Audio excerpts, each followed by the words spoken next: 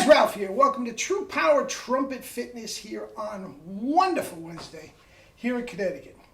The weather just, oh man, 3 straight days topping out at no more than 75. Gorgeous. Sun was out every day. Oh, it was just gorgeous. What a day for a bike ride, and bike ride I did. I did 30 miles already. I might do some more later on. We'll see. Probably not. I have a very busy afternoon of teaching. Anyway, you saw the thumbnail. Vizutti, not me, Vizutti himself, the smallest mouthpiece you can handle. Words to live by, man. Words to live by.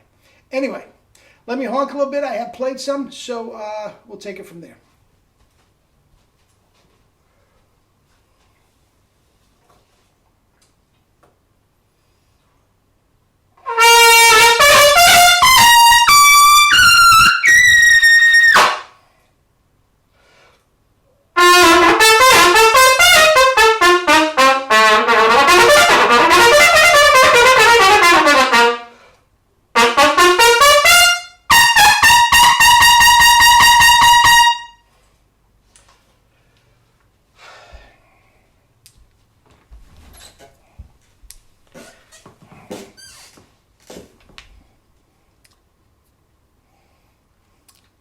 Anyway, yeah, Alan Vizutti. Now, I have done dozens, not dozens. I think I've done 3, 4 videos on Alan Vizutti, and I've mentioned him in my videos dozens of times. So I'm not going to get into it. You guys know all too well what high esteem I hold Alan Vizutti. As an artist, a trumpet player, a writer, arranger, I mean, he's got the whole ball of wax, man. He's got the whole ball of wax. And he has a very, very, to my way of thinking, unique way of playing. He's a double C guy. There's no question about it, but he has not knocked the walls down in the ilk of Lynn Nicholson, Roger Ingram, something like that. He is much more of a soloist. I put him more in the style, well, when we're talking about chops, more closer to Wynton Marsalis than he is to Roger Ingram. Now, he has better chops than Wynton, especially now. But, again, he's a soloist. He's not necessarily sit back not necessarily. He's not a type, the guy that's going to sit back in the section and knock the walls down and lead the band. But with that said, now, as you all know all too well, I come from a background of orchestral, Vacchiano, broils, be-da-da-da-da-dee, and Vacchiano, every single thing that he ever said about trumpet mouthpieces, bigger. Bore that out, Salamone. I mean, you're sitting there with a 1 1/4 C and he wants you to bore it out. I mean, everything was bigger. Bigger, bigger, bigger. Somebody like Mel could handle it, up to a high C on the C trumpet. Vacchiano, high C on the C trumpet. John Ware played a 5C, a Mount Vernon 5C. So, you know, not my cup of tea, and I'm not going to get into that. But that is my background, for sure. Bigger, bigger, bigger. When I was in high school, little hot shot, I was playing a 10.5 C. And could play the Haydn very, very easily up to the E flat on a B flat trumpet. My Getzen Eterna Severinsen model. And I was studying with a guy at the time that was playing with the Portland Symphony. Very, very nice player. Beautiful lyrical tone and all this sort of stuff. And I said, you know, I was a Doc Severinsen freak by then. And I said, how does Doc play all those high notes?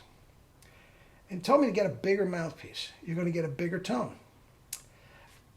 All right. But the whole point is, and I'm not getting into that. My teacher is no longer with us, so I'm not going to speak, you know, I'm not going to get into that. Okay?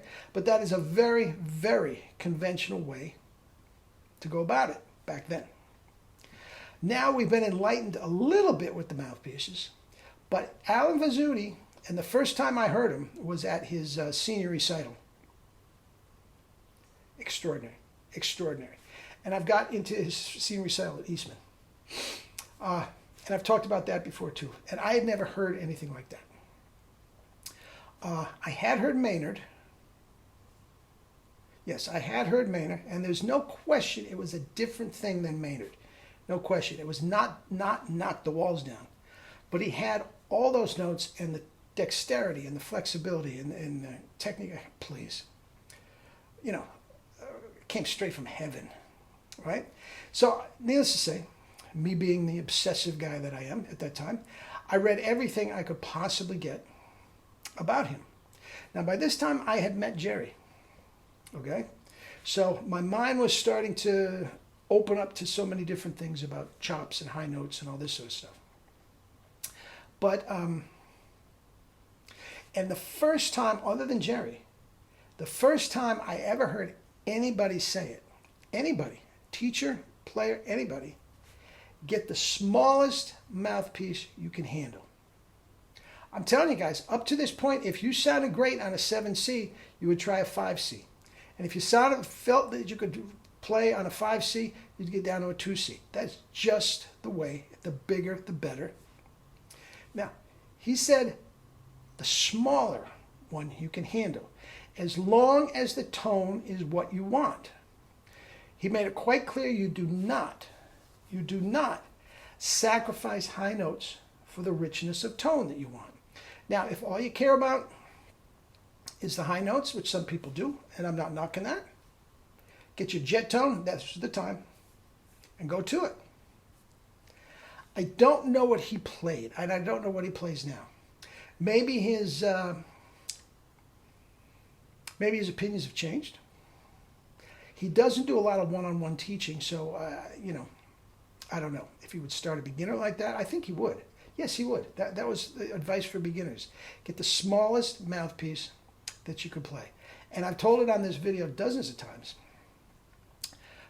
The only mouthpiece that I felt, Bach mouthpiece, that I felt could make work was a 10.5C.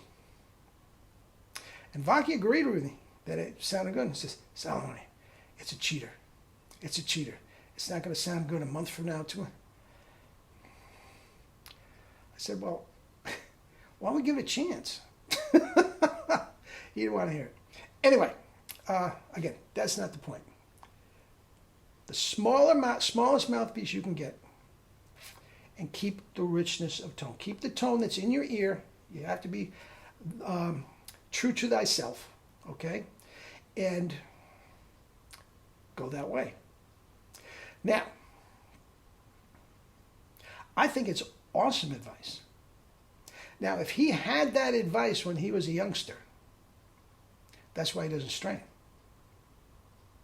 That's why he doesn't strain. I don't know at what time of his career, at what point in his development, that whole mentality came into play, but I think it is wonderful, wonderful advice. Now, with all that said, you know where this is leading. Guys, dimension-wise, you're not going to get a smaller mouthpiece than the 1SB. But you can handle it.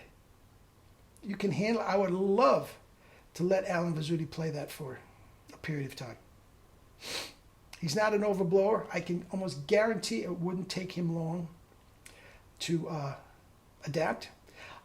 He has his own custom-made mouthpieces, so he doesn't care, and I understand that.